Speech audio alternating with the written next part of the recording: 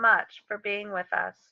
I am so excited to be with each and every one of you for the latest in this amazing series. This is, again, our first series of the Transformational Life series, a discussion series where I am speaking with each and every one of you, and our incredible speakers are sharing with you their life journeys.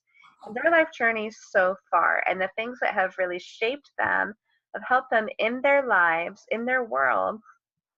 And, these have been discussions that have provided so many incredible stories as well as inspiration, and really amazing food for thought and soul. So without further ado, I am very honored and very excited to share with each and every one of you and to introduce you to our speaker today, Fran Littmann. Fran, thank you so much for being with us. Would you like to introduce yourself to everyone? Oh, hi, Christa. And firstly, thank you so much for this awesome opportunity to share my story. I'm really, really excited to be taking part. Yep, I'm Fran Littmann, or officially Francesca J. Littmann. That's my my name that I like to go with. But so yeah, I am an energy healer and intuitive channel, and I also work with the voice. My background is as a singing teacher before I entered the world of energy healing, and I saw that there was a parallel between those two, the energy work and the voice. And particularly given the number of people that I have met, particularly in my past, when I mentioned I was a singing teacher, who said that this very quick response, oh, I can't sing, or I'm terrible at singing, and realizing there's a lot of blocks there. So the work with the voice has become really, really important for me over the last years, and this is deepening all the time, and it's really about my own journey as well, of finding my own voice. And the current name, I recently changed my business name from Love Your Inner Voice to The Reconnected Voice, and this has meanings on various different levels. It's about the reconnection with self, the reconnection with your truth, not just with your singing voice, and our reconnection with one another, and also with Mother Earth. I love that. Thank you so much, Fran. Beautiful, beautiful. And, obviously we're going to have time to share with everyone more about what you do and how they can connect with you at the end. And I'm excited to hear, because I know there's a lot of amazing things that you're doing. So look forward to that, everyone. And in the meantime, again, we're here to share with everyone more about your life journey and the things that have really shaped and the things that have helped you along the way as well and inspired you. And a great place to start for a lot of us could be at the beginning. So I would love to hear from you, Francesca, more about you. What were you like as a young girl? What was little Francesca like? What was life like for you and her then? Yeah, well, the first thing is that I was really, really sensitive as a child. So I think I really struggled when I was younger, and this is something that was a theme running through a large part of my life, and what has brought me to my work where I am now.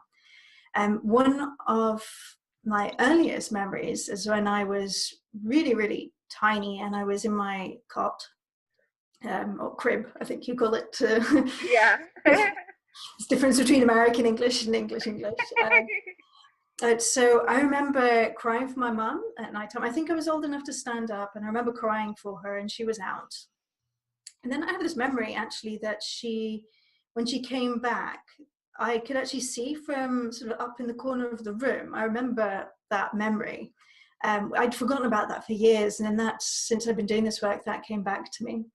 And another memory that I kind of remembered again, not so long ago, was that when I was about age 5, there was this conversation with my mother about life and death, and she said to me, one day you were born, and then one day you will die.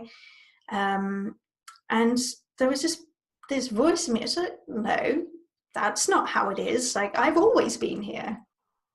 And what's the point of me going to school? What's the point of all this learning if it's not for anything? So I already had this awareness at this really young stage that there was more to life than what we were seeing. So as I say, I had what I now know is high sensitivity, but very sensitive as a child. The environment that I grew up in it didn't really feel very safe for me. My parents they both come from previous marriages. They both had daughters from previous marriages. My father was going through a fight basically with his ex-wife to try to see his daughter. And I had a younger brother who just sort of popped along. My parents weren't expecting him at all, but he came into the world when I was 15 months old, and he had a lot of behavioral issues when he was younger. And when he went to school, they discovered that he was dyslexic. So he was also highly intelligent. So there was all of this stuff going on around me. I was feeling a lot for my parents. My mother was very stressed, taking care of 2 young children. My father, who is quite demanding, I would say, and also working for herself full time. So yeah, it was not the easiest time growing up, and that theme kind of ran through my life for quite a long time, of not feeling good enough and not understanding. Words I heard very often were like, stop being so sensitive. And now when I hear people saying that to others now, I feel so sad, because it's like, I understand now this sensitivity, it's not something bad, it's a gift.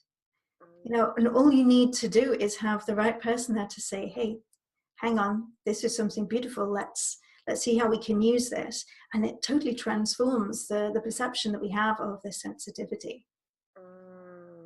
Absolutely. Yeah, and that's such an important point as well. Often I have found this, and I'm sure you must have too, that for so many of us, it can be the things that we were at times most criticized for that actually end up to be our greatest gift. And for some of us can be the greatest salvation. Because once you embrace that gift, you realize what the benefits actually are and how it can help you in the world and why it's there. Yeah, absolutely. For some of the viewers and listeners to this series, things such as sensitivity, that might be a term that they may not all know exactly what it means. This might be one of their first times hearing it. So how would you describe sensitivity? What does that mean for you? Yeah, for me, sensitivity, I have to say, for starters, it seems to be increasing as I'm getting older. So my experience now of what it was when I was younger, it's maybe different. But for example, people holding a lot of aggression, that kind of thing, or sadness, or any kind of emotions, particularly strong ones, I was very susceptible to them. And I didn't have awareness of what was mine and what was theirs. So I would experience all these emotions. I could sense when I didn't feel safe.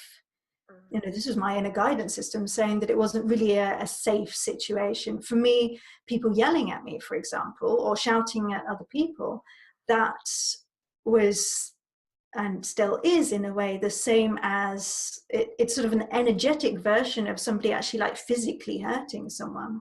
So I'm becoming more aware of it now, and being able to keep myself safe in a way, and understanding it's just energy. But I could feel like the intent of people's words. For example, my parents argued a lot when I was growing up, so I was feeling that it wasn't separate. I was really absorbing all of it. And in other ways, for my sensitivity, my early, training is maybe not the right word, but I did a lot of music when I was younger. My mum is a piano teacher, and I grew up with music in the house. So my sense of hearing was very, very highly developed, and still is. I have been sleeping with earplugs for the last, I don't know how many years since I've been living in the Netherlands, because it's just too much. I think nature sounds is okay, but people snoring or making sound or something, it's too much. And I do feel very sensitive to noise. And I notice now the more work I do with energy, the more sensitive I am to the vibrations around. So that's for me, that's high sensitivity. But I know also people experience in different ways. For me, it's really more on the feeling level and the hearing level. Those are my, I like to think of them now more my superpowers. I love that. That's what I like to say. So I've got, I've got friends who have different sensitivities, and I like to think, these are our superpowers. They're not a bad thing. When you know how to use them, you understand what they are. They take on a different meaning. I love that. Thank you. Yeah, and one of the things I'm curious about is, because along with being able, each of us, being able to realize what are the things that make us unique, so as a person, but also how do those unique abilities or gifts, how do they help us? Is that often, and it makes sense, often we can begin to realize how these things can help us through life experience, through, I suppose you could say, trial and error, or one way to put it is just situations that come up, and where we get to realize, oh, this can help me because of XXY. So I'm curious, for you, what are maybe a few of the situations or experiences you had where you began to realize what a gift your sensitivity and your uniqueness is for you? Well, I think one thing was, with the music, I was considered to be very gifted, and I was really pushed with that a lot. So I wasn't really doing it at the time. Some of it I was doing just because I enjoyed it, but a lot of it was this pressure behind it. So my early experiences with music in this situation were difficult. But when I got to age 16, I ended up starting teaching, because my mum had a student who had a younger sister. She was only 3 years younger than me, but at the time, I guess it feels more. When you're 16 years old, and she really wanted to learn to sing. And my mum suggested to me, "Oh, why don't you try giving some singing lessons and see how that works for you?" And I discovered, this sensitivity and this kindness and this wanting to build people up. That really, over the years, I discovered that I was doing this with my students. I was helping them to develop their gifts. And it was not really until, I think it's since I've been doing the energy work, that I realized that I was actually working intuitively. That is the way that I worked. I started without any formal teaching training, and I just did it, and I was still receiving lessons from very good singing teachers at that time. My mother was, of course, great guide in terms of, what direction to go in if I needed help. And I did some training a bit later on. It was great when I did a certificate of teaching in, I think it was 2005 to 2006. And I'd already been teaching since, I think, 1999 at that stage. And there was that part of me that was really doubting myself, my abilities, because I didn't have all these qualifications that other people had.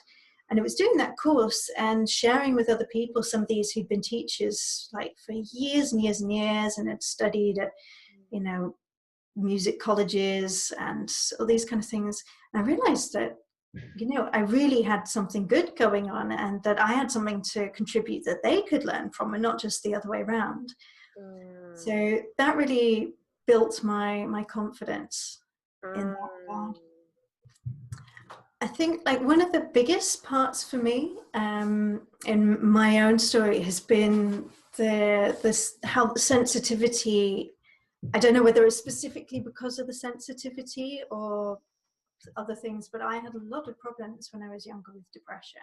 For me, I think it was this combination of the sensitivity and the lack of understanding, lack of self-worth, but also I think, and I feel that this is probably why a lot of people are struggling with these kind of things, is just this move away from creativity, because we all have this ability to be in a state of creativity. It's unique for every person in the way that they're creative. And I was very creative as a child, but then I became very directed, and there was less and less and less time for my creativity. And I found myself in situations where it all became about competition. So again, that was feeding this not good enough idea. And also I believe that there is also something there in terms of depression, that it's really like your soul calling to you. It's this kind of wake up call from your soul. So I had on and off through the years, I had issues with depression. I think probably from age about 12, maybe even younger. A combination, I would say, is between depression and anxiety as well. And I experienced a lot of bullying from the age of, I was in an school environment from age 8 until 13, which didn't feel very safe for me, and very unstable in terms of friendships. I didn't really feel like I could really rely solidly on anyone. So I went in and out, as I say, like through my teenage years. And then I came to points where I became stable. And then I had in 2006, I think it was, I broke up with a boyfriend. I'd been with him. We were engaged, actually, and I'd been with him for 6.5 years, and we'd bought a house and we had a dog, and we built up, you know, this life together. And I was searching. I really felt like, you know, there's something more to life than this.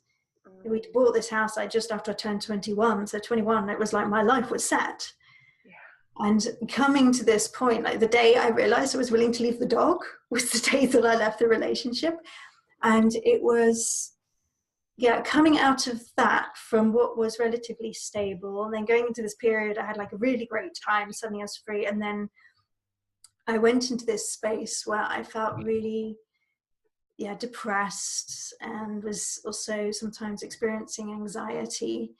And I kind of pulled myself out of that and started exploring, started traveling the world. And then I had some great experiences. And then I started in 2008, I started exploring like the Tai Chi, and the world of energy started opening up to me a little bit. And I thought, oh, this is great, you know, I'm out of that space now. But then I found myself again in, really, really low state. I think my lowest at the time in 2000, for that stage in 2010, I'd been traveling. I was in a relationship with a Danish guy, and he just broke off over the phone. He broke off the relationship. I'd already been in this horrible state within myself. And I went to France, where my parents have been living since 2007. And there I had this beautiful opportunity to heal and to be with nature. And again, I thought, okay, I'm done. This depression thing, I don't need to have this anymore. But again, it came, and 2012, end of 2012, was when I really, really hit rock bottom. I'd already been exploring the world of Reiki by that stage. I'd done my Reiki master at the beginning of that year. I'd already been working with Reiki for a couple of years, and I thought, okay, I'm not going to get to that stage again. But at that point, I was living in the Netherlands. Things were very difficult between me and my partner. We had a young baby, and he was 15 months, I think, at that time. There was a lot going on. I felt very lonely. And I just reached my absolute lowest state. And I already knew that I was here and had a purpose, and that I was meant to be doing this healing work. But I just got to this point where I don't want it. I want to close this box of worms that I've opened. I want to close it. There was this awareness that on the soul path, okay, if you end this life, you're just going to have to come back and do it. But I was just, at this point, I didn't care. There was one day that I went up to the loft and I tried to hang myself because I had got to this point where, no, I couldn't do it anymore. And shortly after, the rope snapped. And I was on the floor, and I was in this awful state inside myself. Just, I couldn't even get killing myself right.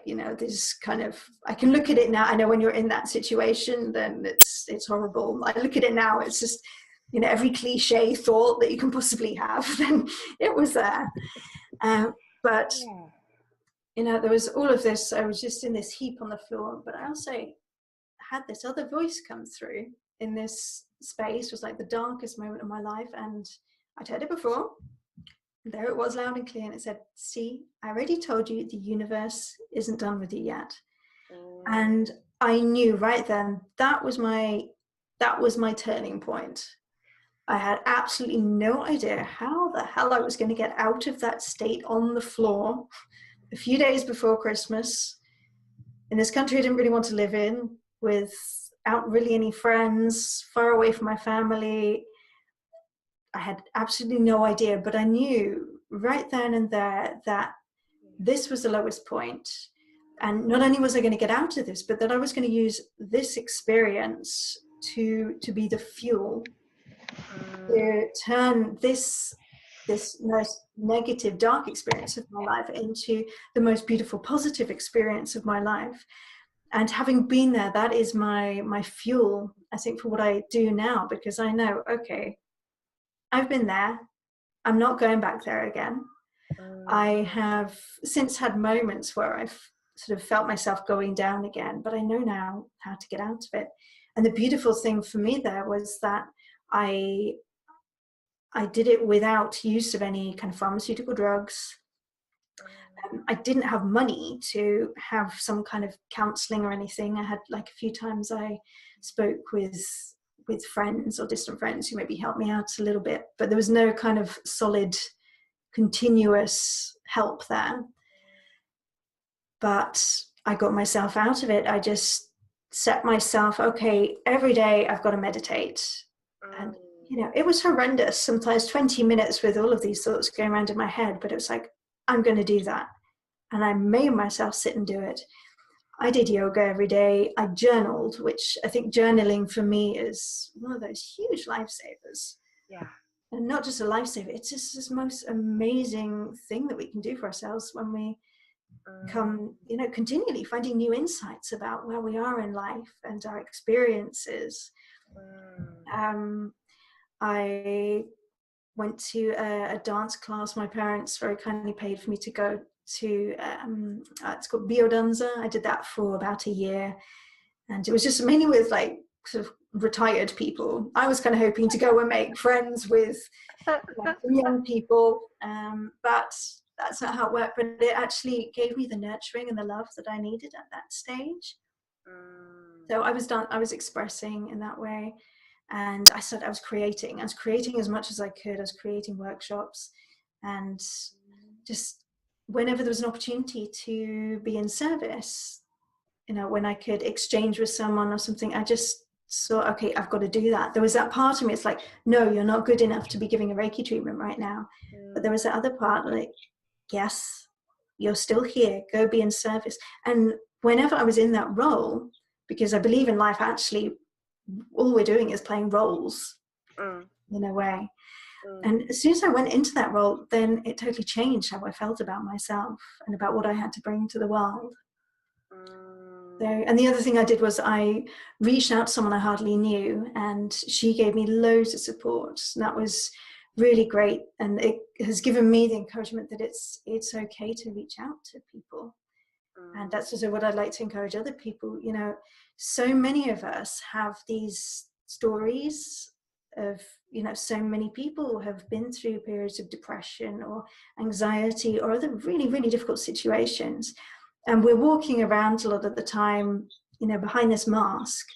But the moment that you start opening up to somebody, then maybe they've had a similar experience, or at very least, you're able to, well, you're offering them an opportunity for kindness, for them to open up to a stranger. And I think that helps get this flow of being in service to one another. I think that's really, really important, really valuable. Absolutely. I love that.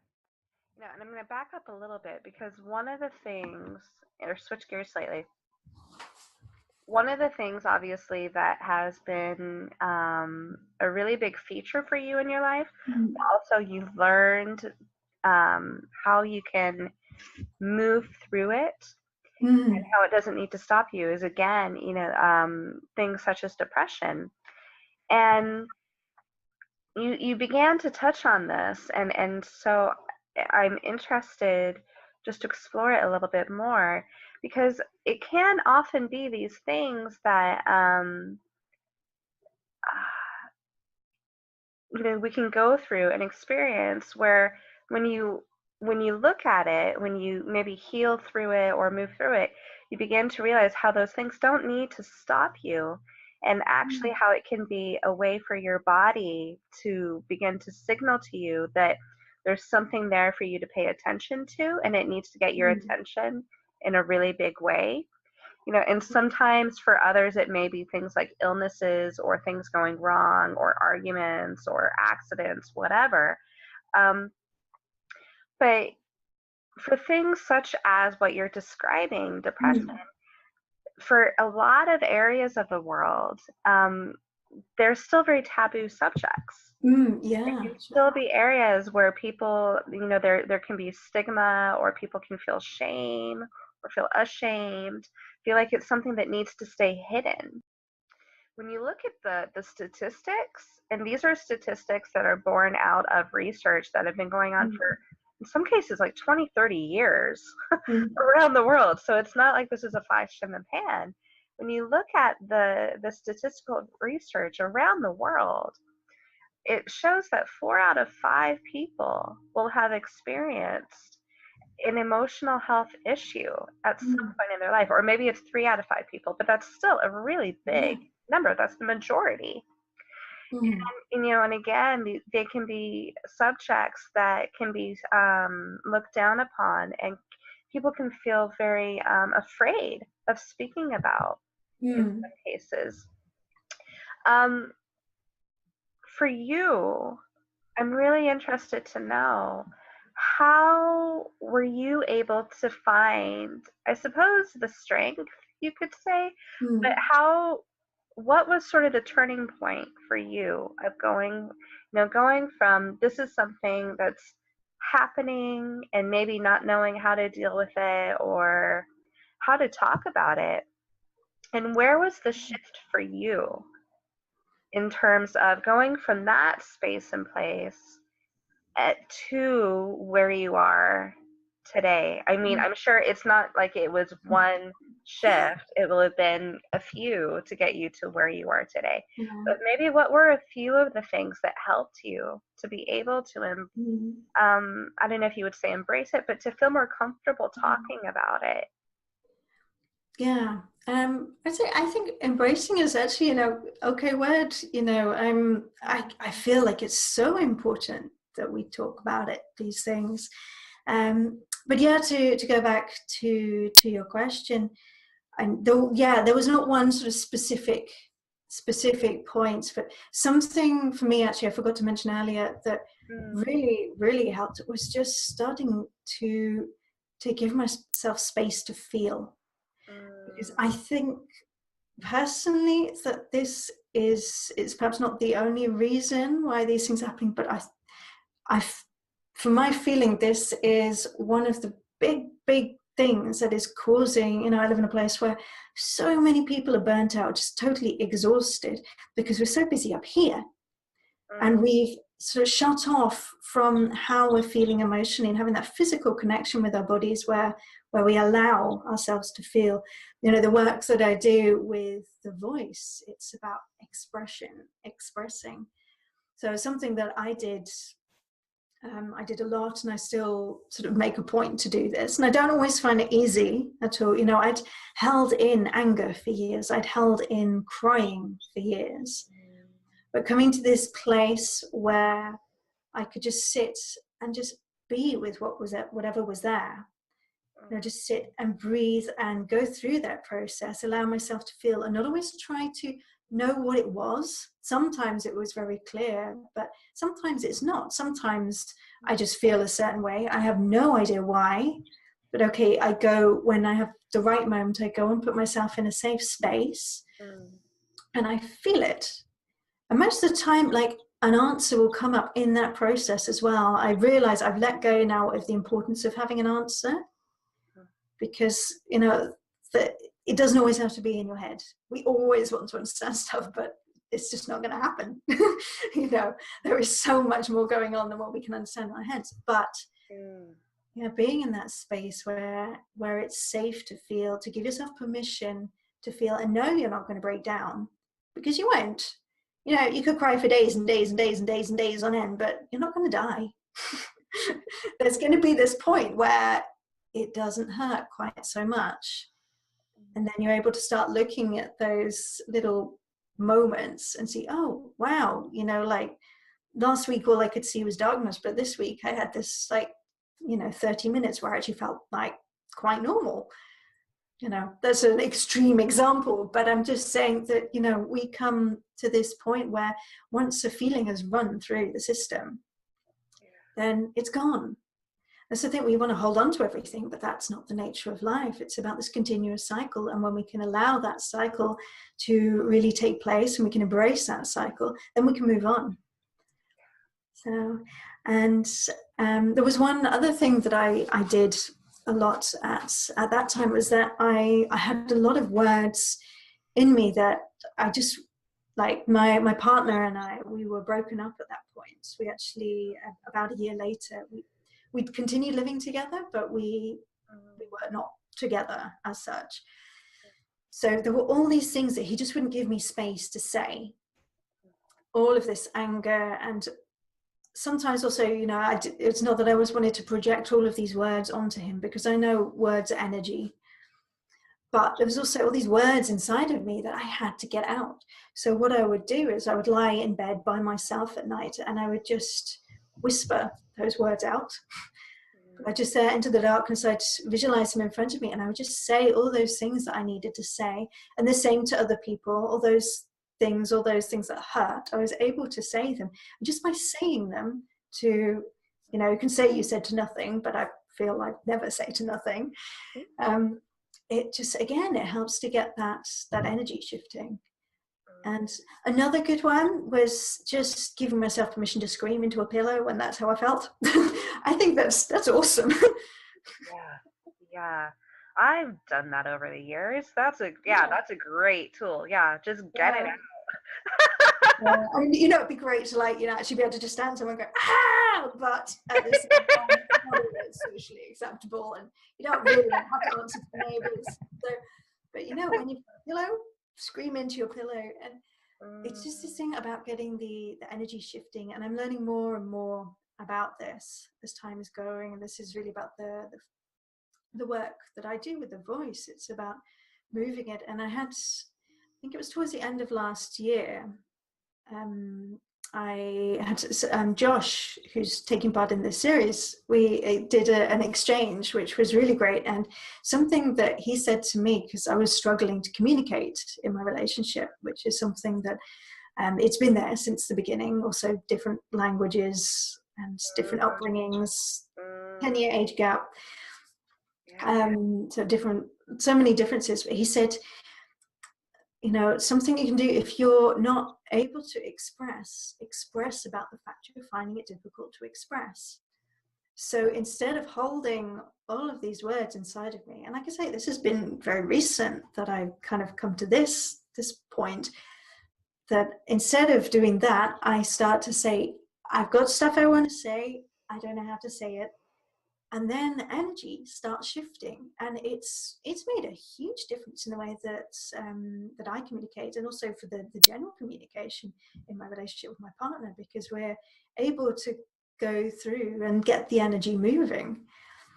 And I think this is really, really important for anybody who is feeling stuck here, is to find a way to express, find a way, put words in your journal and speak the words out loud, even if it's just a whisper. And, if you can, make this a sacred space for yourself, light a candle and just put an intent for love, and always release someone you've been angry with, just release them at the end with love, say thank you. And, if you can, open up to friends, open up to strangers, and don't be ashamed of it. So many people are carrying these things, and we need to be able to talk about it. And I also used to live very close to the train station, and around that time the previous year, there'd been some sort of incidents, that someone had committed suicide there. And then again, around the same time as this news about Robin Williams, there'd been this again. And there was this part inside me, like, I wish I could have talked to you. I so wish I could have told you that this place that you're in, it's not the end. It doesn't have to be the end. And that's when I realized it was time to write my story. So I wrote a blog and I shared my story. And I realized this is the point, this is hard, but I've got to start talking about it. So that was, I believe, 2014. And now for me, it's easy to talk about it. I don't feel any particular attachment to it. I don't need to hold on to that. I know it was a hard time. It may well be that I still have things that I need to clear there. And I go back every so often. I work energetically, and I go back to see myself there and to give her reassurance. But yeah, I don't need to hold on to that anymore. And my work is now about, I want to give people space to come into contact with themselves. That's really the essence of my work. It comes in many different ways, many different forms. It's not just for people who are dealing with anxiety or depression, but just becoming aware that sometimes we just need someone to be there to hold the space, to open up that space for us to go through whatever it is that we need to be present with at that time. Yeah, absolutely. Absolutely. That is so true. And as you mentioned, words are very powerful. Language is very powerful. The words we choose, how we choose to express ourselves in any given moment, whether we express ourselves in any given moment.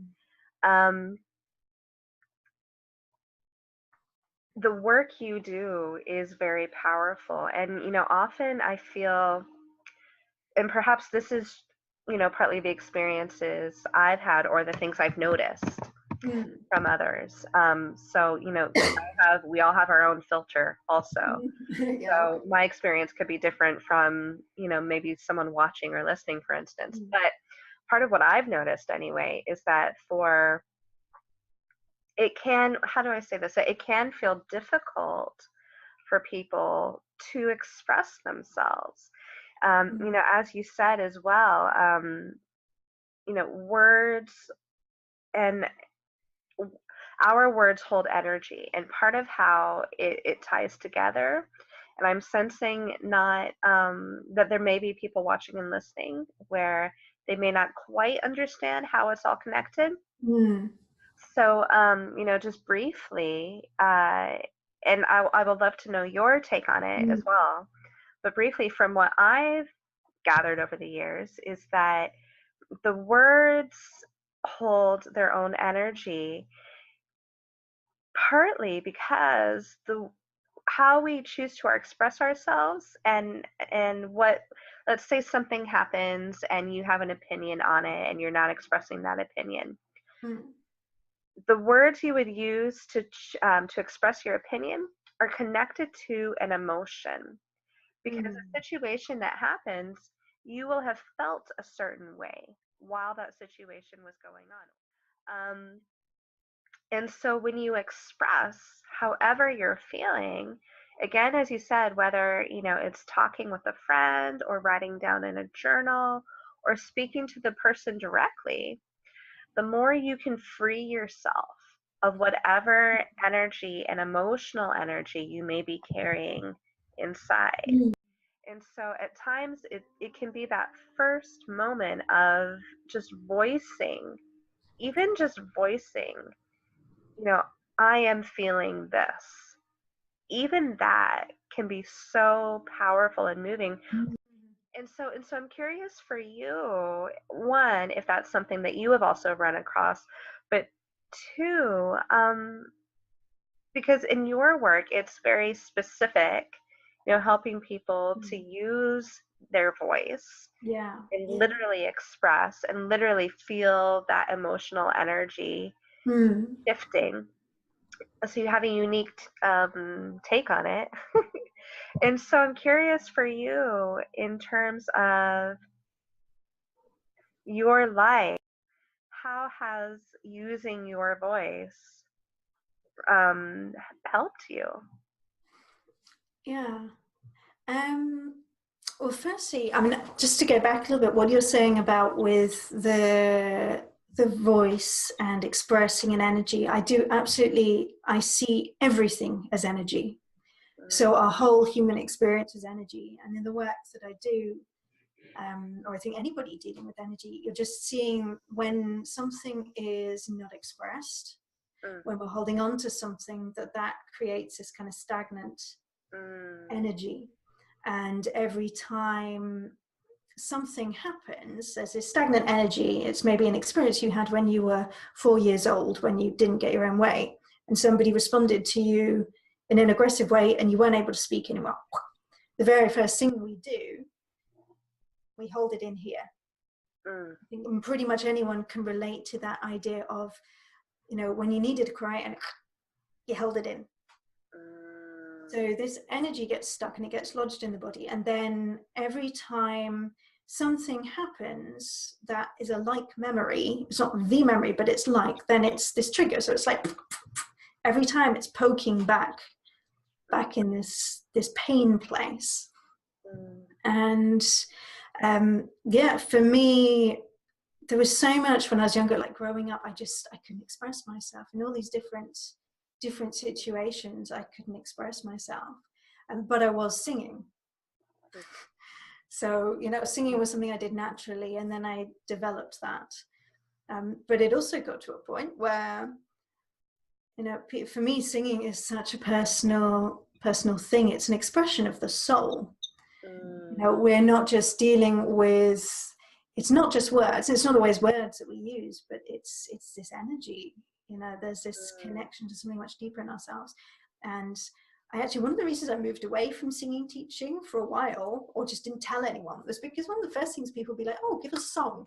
It's just like, I'm not a walking jukebox, This is somebody asking me to share something that's really, really personal. yeah. So for you, what were some of the things, the tools, I suppose, that helped you to be able to use your voice? Because it's one thing to be where you are now Yeah. and to understand the power in using your voice. But there must have been a point where it wasn't always like that for you, Mm. where you felt maybe empowered or able. Yeah. Along with, there must have been a point where perhaps you didn't fully understand how important it was that you speak your opinion in terms of the energy Yeah. that shifts and so on. So what were some of the things that helped you to get to where you are now? Yeah. And absolutely, one thing is that I do happen to have a very stubborn streak. So, Mm. and that is, yeah, sometimes it can get in the way. But in this case, like, for example, knowing what I'm here to do, even if I couldn't necessarily put it in words, knowing that I'm here to do something and that I have to step up into it, that has been very, very powerful for me. Something else I don't know loads about it, but I took a lot from was there's a method, I think it's Michael Rosenberg, NVC, nonviolent communication, and it's talking about how it's actually okay to express whatever you feel. It's not about what you feel, but it's about the way that you express it, and that we can learn to express things in a different way. So instead of always shifting the blame onto somebody else, always putting the power over to them, like energetically, we're giving them their power, giving them our power when we're saying, you know, you upset me, blah, blah, blah, blah, blah. It teaches that you observe the thing that you feel upset about. It's not like you're always home late. It's just the thing, like this evening you were home 5 minutes later than you said you were going to be, or something. And it's looking at what the feeling is, getting you to get in touch with what is actually the feeling there, and giving it, if you can, give it a word. I know this isn't always easy. You know, sometimes a feeling is a feeling and we always want to put words on, but when you can, you know, give some kind of a word, even if it's not quite the right word, but what is the feeling and what is the need? Because I think that's something that we often overlook, is that as human beings, we're driven by need. That's it. All of our conversations, all of our communication, everything we do, it's driven by some kind of underlying need. So coming to this place where you start to ask, what was I needing here that I didn't get? And how am I feeling about this? What is this thing that I'm feeling?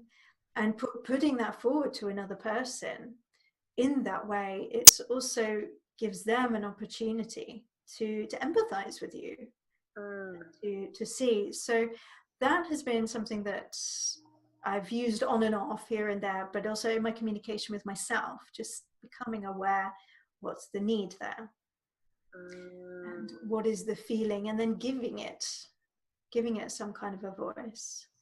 I love all of what you've said and shared, and that does feel very powerful, you know, and it's striking me as you're sharing this that and I'd love to know your perspective on it, that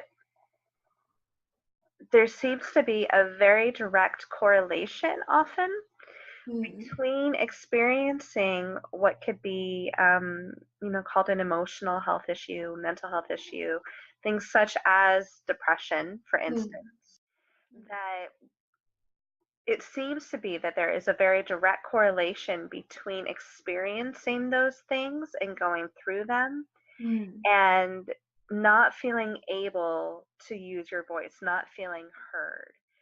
Seems to be this very direct correlation between not feeling able to express yourself or not feeling heard, and to going through things such as depression or the everyday blues, or maybe feeling socially isolated. You know, because when you're not feeling heard, when you're not feeling understood, when you don't feel able to express yourself, it can be very isolating, and that can be very difficult. And if you perhaps maybe you already have a propensity to experiencing emotional health issues, if you feel isolated, if you don't feel able to express yourself, it can take you to that dark place even more easily, if that makes sense. And so everything that you're sharing and discussing today, and you know, again, and I've said this to you privately, I am so honored that you feel able to do that, and that you would like to share your story, your life journey thus far with everyone, because again, it's something that so many of us experience on some level, an emotional or, you know, difficult emotional mental health issue, but it's something that so many people still don't feel comfortable talking about.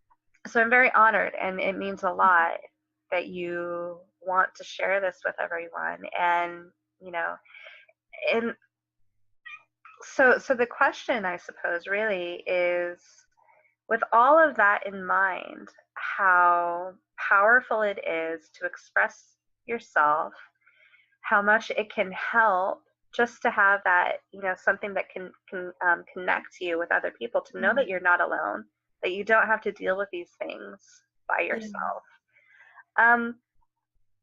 For you, what was sort of the really big turning point between dealing with, the depression, Mm. feeling that you had to carry that all on your own shoulders, and to realizing that it was something that you could move through? What was sort of the really big turning point that helped you?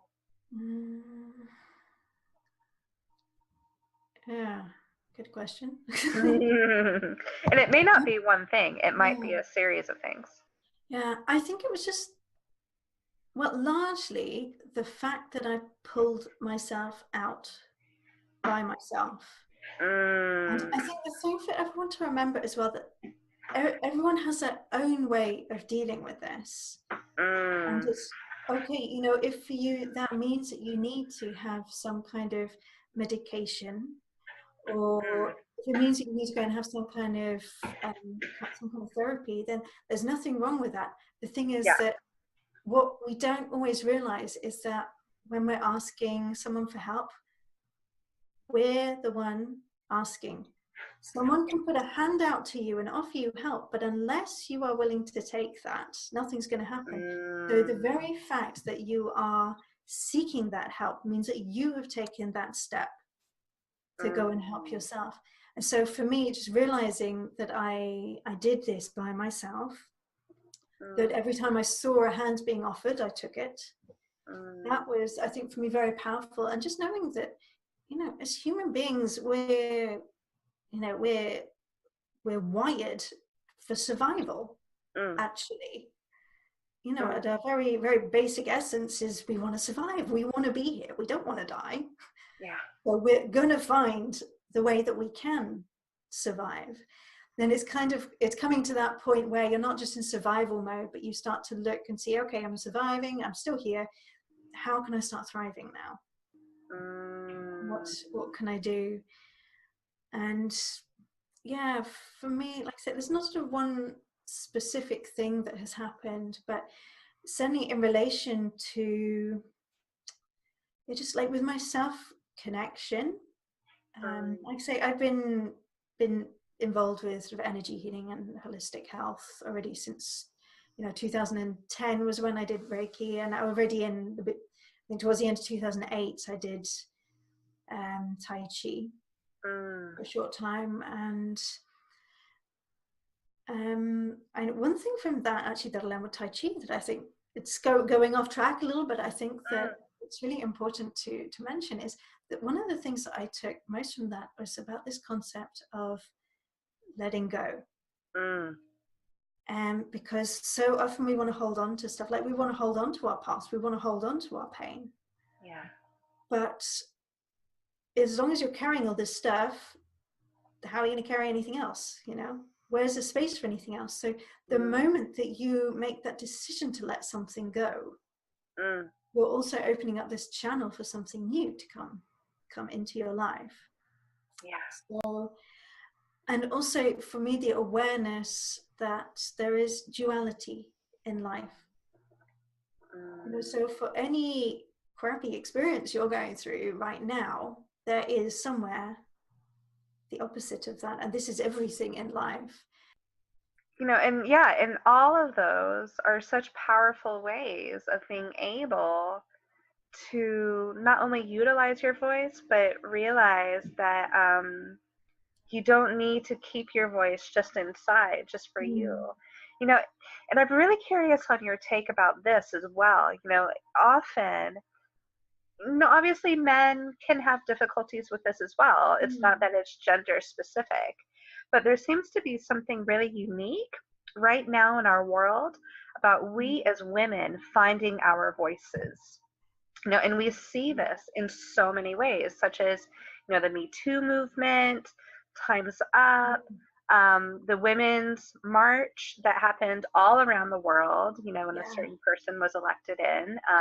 Well, elected, that's controversial in itself. But, with Trump when he went into office. And Mm, there's so many ways that we as women around the world are beginning to rise up, but also to mm, realize that we have power not only in our voice individually, but collectively as well. And so, I'm curious for you of how you may have noticed the power in the voice of, our voice as a woman, mm, and how this has helped you as well, because obviously, you and I, we can understand how these things can be powerful and useful for men as well, mm, by just simply by virtue of being women. mm. Perhaps we can relate to what it's like for women a bit more Yeah. directly. And so, yeah, so I'm interested for you. What are the ways that you notice women using their voice? And what have been the things that you have experienced that have helped you to have a very unique perspective on all of that? Well, I certainly, yeah, I see absolutely this change happening with women, and this global calling for women to find their voices. I'm seeing so many women on my path who, essentially it's always the same things that come up for them about this, like, lack of worthiness, a lack of having the right to have time for themselves, and this sort of general self-care. Mm, So much guilt, mm, people just stays in, I'm a mother, I have a 6-year-old son, so I'm around a lot of women, mm, with children, but just this kind of guilt that women feel to stand up and, to let themselves be heard. mm, And it's still a very, very difficult subject for women. mm, But for me, I have had some really beautiful experiences. Sort of, if I go back several years, I was already starting to experience the power of circles by mm, joining with people doing, all sorts of work, but really the sort of connection with the Native Americans for me, even being British, uh, mm, it's like, why would I have that? But I feel there's a very, very strong connection there for me. And starting mm, to be with people, sitting in circles and becoming aware of how powerful it is in a mm, circle where everybody is equal. mm. There might be someone leading or guiding, but everybody is equal. Everybody there has a voice. Yeah. And for me, like, circles is really important in the work that I do. It's always about that sacred space, a sacred circle, whether it's working online in a conversation with someone or working in a group. The circle is that sacred space. Mm, So within this, this started, my awareness started to come into this in 2011 no, 2012 when I first moved to the Netherlands. And I was vaguely aware, people started talking about the healing of the divine feminine, or sacred feminine, and I think I possibly attended 1 or 2 ceremonies, and I was feeling it. I didn't know what it was really, but I was feeling it. Then in 2015, I was on holiday in France with my family, visiting my parents who live there in the Pyrenees. And my partner was really insistent that we go to this little village called Rennes-le-Château.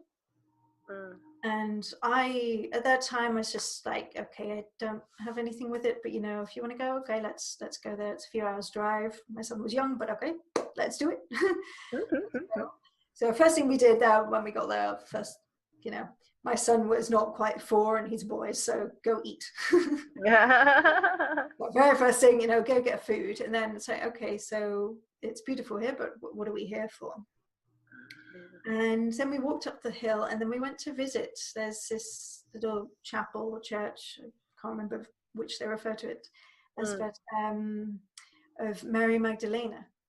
And we walked into this chapel, and the first thing that struck me, there's this really, really scary, like, devil thing painted on the inside. So it's almost like you don't really want to go inside because it's a scary thing looking at you. But I kind of got past that, and I went in, and then just something happened. I can't really explain in words, but I just suddenly felt this immense love coming into my experience. And I was there, and I started crying, and I just said, I invite the divine feminine in. I had no idea what it meant, but I just invited that into me, that energy into me. Yeah. It was a really profound experience, and I had no idea at that time what that would mean for me. And then we left the chapel in due course, and we walked up the hill, and there's this big stone at the top of the hill, not far from where the car park is. And this area in France, it has very rich history, a lot of repression, particularly with the Qatar people. So I feel a very deep connection to that history. And I went to this stone, and I put my hands on it to offer some healing, thinking, there must have been so much pain that had been seen here. And I placed my hands there, and I got the message, all is already forgiven. And that was really powerful. And I took that to be the message of the divine feminine, that all is already forgiven. And I still had absolutely no idea what I was meant to do with that. But then I've seen this coming up more and more in my work and in what's happening in the world at this time. It's really about this rebalancing of the energies. We've been so repressed the last several thousand years with the male way of doing things. If you look at most of all the main religions, there's, it's a male god, and all the males have their part, and there's not a lot of space for the females there. But this is not, if we look right back to prehistory, this is not how it was. We talk about Mother Earth. It's, this is our connection, Mother Earth. She is the one who nurtures us. Without the women, without the mothers, there would be no life. No. Not to put men down in any way, but you can have one guy, but you'd still need a lot of women in order to keep the population. I'm not suggesting we do that, but the thing is that this has been forgotten. This has been forgotten, and what I'm seeing is, or what I'm becoming aware of more and more, and particularly things that keep turning up on my path, is just how repressed we have been as women. And this is also hurting the men as well. Because as long as we don't have our voices, as long as we're not ready to put our voices out about the nurture, the love, and that with the feminine aspects, everybody has these two aspects, but the women are the ones who are, I suppose, by society, they're the ones that are seen as sensitive and more likely to cry and that kind of thing. But the more that the women can move into this and see this as their strength, the more impact that's going to have. Also for the men, for everybody, for the healing everywhere. And something I became aware of actually quite recently, that I'd never realized just how deep this went for myself, and also for women in general. But if we go back to the Inquisition, the burning times, as this beautiful documentary puts it, and just to become aware, women used to sit together in circles. They used to share wisdom. They used to hold one another up. And as Christianity spread across Europe, this became more and more dangerous, and women weren't able to do this anymore. And in what I discovered the other day, in the burning times, even two women talking to one another could potentially have them burnt as a witch. And this is when women started to go against one another, not because of hatred for other women, but because it was a difference of that person potentially being burnt as a witch, or them being burnt as a witch and leaving their family behind. So just this sense of self-preservation, self-protection. And I see that, as I grew up, my relationships with women were really, really hard. The girls would be very, going against each other. My own relationship with my mother was hard growing up. I had an older sister, but she was 7 years older, and just all the women in my life, there wasn't, for a long time, I didn't really feel I could depend on women. When there were women or girls that I could depend on, I didn't really understand what that was. By that time, I'd already made, although men didn't necessarily feel safe for me, I already saw I could understand them better because it was straight with them. You knew where you were. With women, you didn't ever know where you were. And it's taken me a lot of years actually just to get to this point where I feel absolutely like, yeah, safe and empowered with my fellow sisters. And I realize this is now part of my work. It's about bringing women together and realizing how powerful we become when we stand by each other, stand next to each other, when we share our stories, when we give space to tell our stories without butting in with an opinion. You know, women know, like, I talk to so many women, you know, they have conversation with their partners, their male partners, and, you know, a woman just wants to tell her story. You know, sometimes she's looking for solutions, but I think for a lot of women, at least, talking is our way of processing. It's a way that we come to our own answers. When you talk to a man, very often they're like trying to look for solutions. How do I fix this? But that's not what we're asking for. We're just asking for them to hold space for us so that we can do it for ourselves. Yeah. So kind of coming to that point with our fellow sisters and realizing that we can do that for each other, and not just in our really close friendships, but just for other women. And also finding our boundaries within that, because I think that's also something that we all need to become aware of, like, where are we putting our energy? And I think the more that you sit in circle and the more that you hold space, the more you're aware of what you're doing with your own energy. Like, is your energy with yourself, or are you out there trying to fix something in your head or whatever, and bringing that energy back to yourself? But I think this space, the circles, just the speaking, knowing that you can speak in this safe space is really, really important.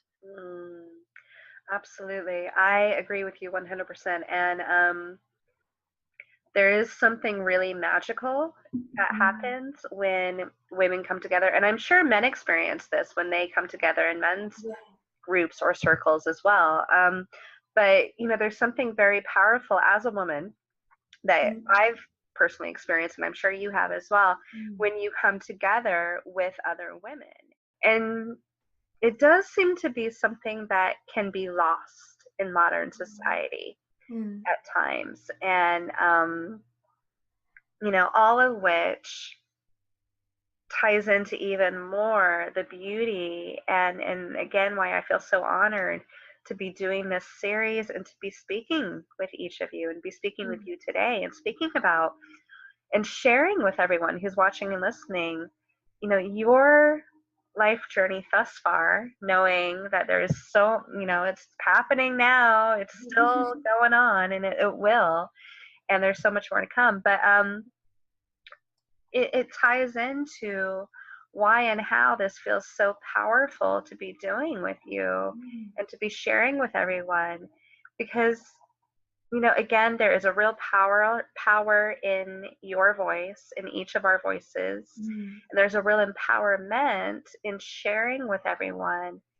where you have been, what has helped for you, and for others to, you know, through hearing and watching what you share.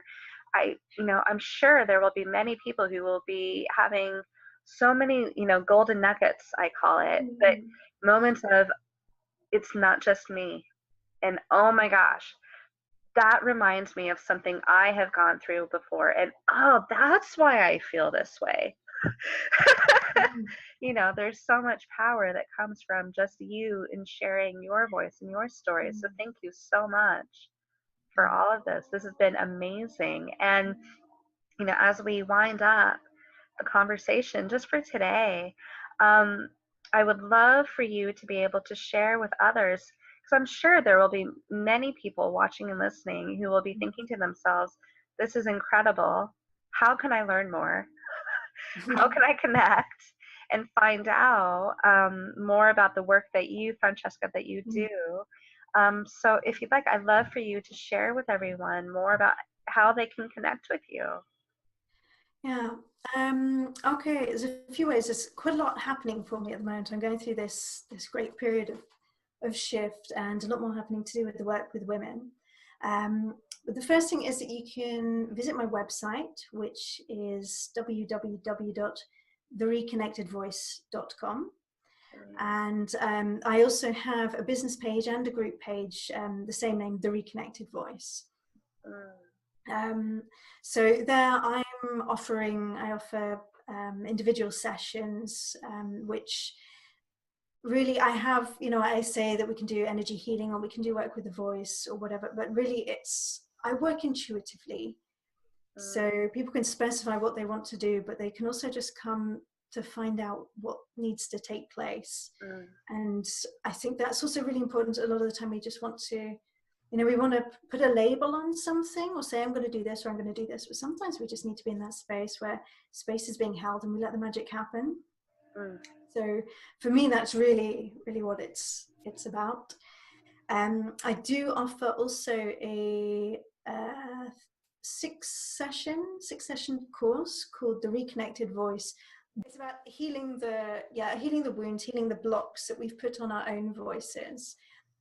We do a lot of work with the singing voice. Well, actually, we do a lot of work with the breath. I think that's the first thing. It's about really coming back into connection with yourself through the breath and working with the voice, using the singing voice, but also understanding that when we start connecting with this part of ourselves, that this starts to free up energy in so many other ways.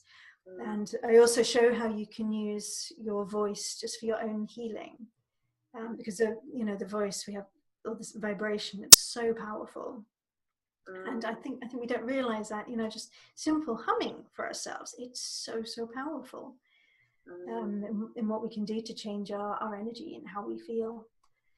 So and then I also have another project, like a big project, which seems to be the direction that my work is taking now. And it's quite new. And the website, I hope, I'm aiming to launch this properly in June, July time. This is called it's just called Reconnected Woman. And Reconnected Woman is the journey back to you. It's about finding your way back to your version of a reconnected woman. It's about finding out what that is. And that consists of a personal journey with me where we work as in an individual one-to-one session or sessions. I think there's about 12 sessions that we do one-to-one, where we really go in for the deep healing. And I'm talking, we can go back to childhood, but we're also looking at going to the DNA level and also looking at the past lives. So really working at clearing that energy that has been lying dormant or blocked in women for centuries or thousands of years, in fact. So that's the first part. That's about your journey individually and finding your connection with yourself there. And then going on from that, we also have a sister circle, an online sister circle, specifically for the other women doing this, for all the women doing this work with Reconnected Women. And within that circle, the idea is that we share with one another, we share where we are on our journeys, and we're holding space for one another. We're also sharing, tips, and, it can be deep, heartfelt stuff. It can also just be really practical stuff, because sometimes that's what we need. And I found that this working with circles, it doesn't have to be in person. It's beautiful when it is, but we don't always have that luxury. I know, a lot of mothers, for example, they don't have the time or the space to go out very often to go and find their tribe, to find their tribe of women. So this is about creating that space for them, where no matter where you are in the world, you've got this group of sisters that you can come to, you can share where you are on this journey. And there's also a bunch more of information that I'm putting up on that. I'm providing exercises and videos, and articles. And the idea is that this is an ongoing journey. It's not just you come and you do a 3-month course or whatever it is, and then woof, you're on your own.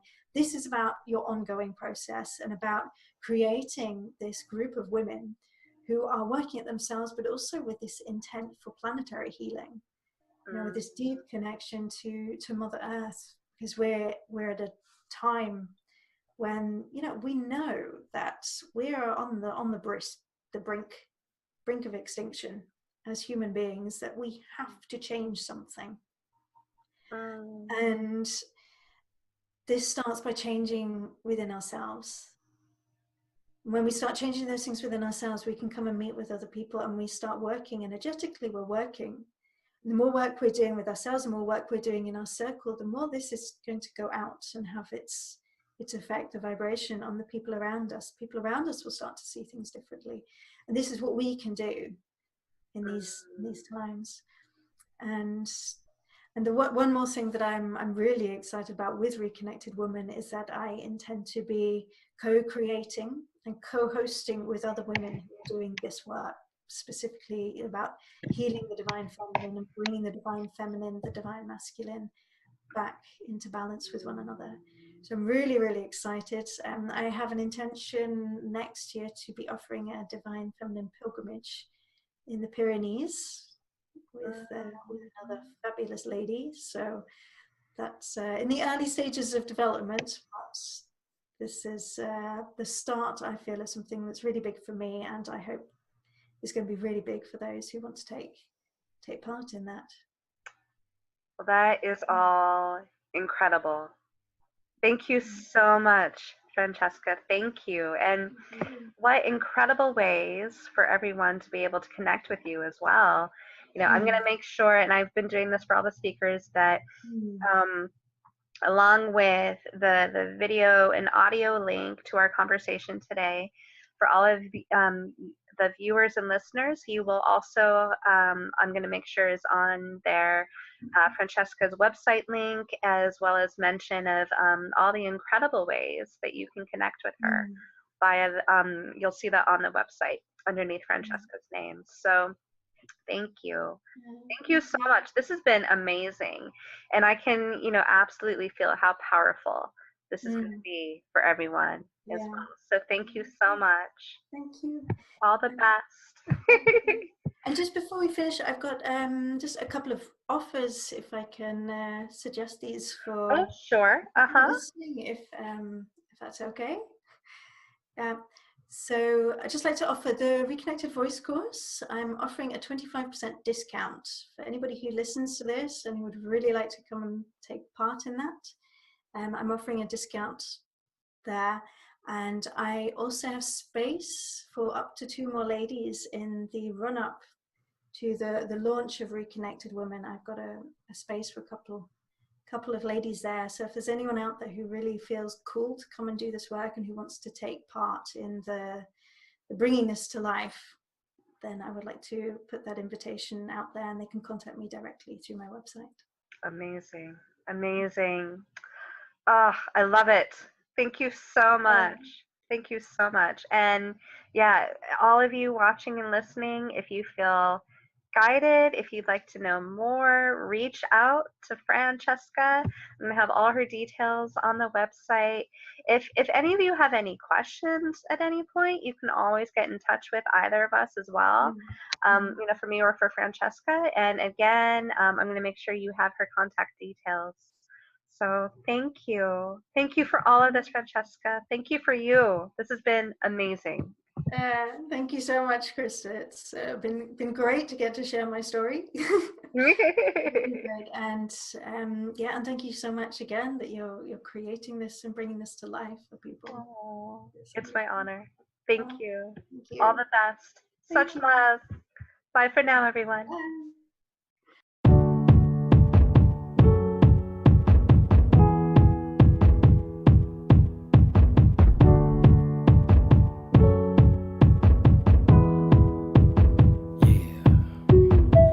I'll live for the good days. I'll dream of the great nights. I'll live for the ones I lost. Slide is up, we gonna meet in the afterlife. It's all sacrifice. I got the appetite to be a better man. Let's unite. My story like a motion picture.